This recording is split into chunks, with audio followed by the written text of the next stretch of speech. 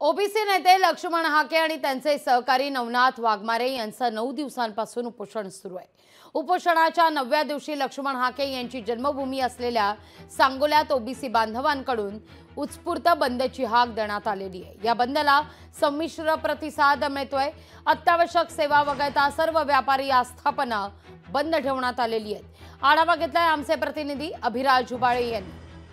OBC वर्गाच्या आरक्षणाचे संरक्षण व्हावे यासाठी सांगोल्याचे सुपुत्र प्राध्यापक लक्ष्मण हाके आणि वाघमारे यांनी वडी गोद्री या ठिकाणी आमरण उपोषण सुरू केलेलं आहे।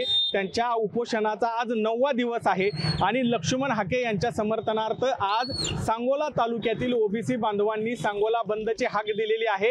या ठिकाणी आपण सांगोल्यातील स्टेशन रोड परिसरातील महात्मा फुले चौकात आहोत। या ठिकाणी आपण बघू शकतोय अत्यावश्यक सेवा वगळता या ठिकाणी बंदला संमिश्र असा प्रतिसाद या ठिकाणी मिळताना दिसतोय।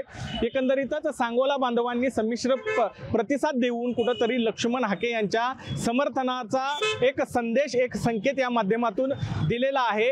आज सांगोला बंद बरोबर नाझरे या ठिकाणी असलेल्या टोल नाक्यावर जो रत्नागिरी नागपूर महामार्ग आहे हा महामार्ग देखील बंद ठेवण्यात येणार आहे। या ठिकाणी रास्ता रोको करण्यात येणार आहे।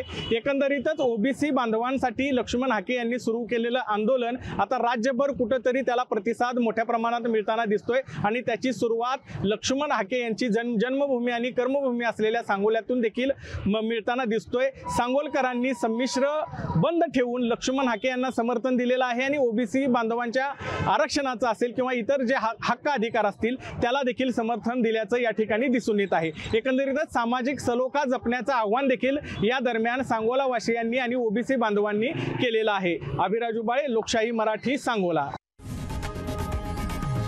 लोकशाही मराठी ऐका, पहा, जागरूक रहा।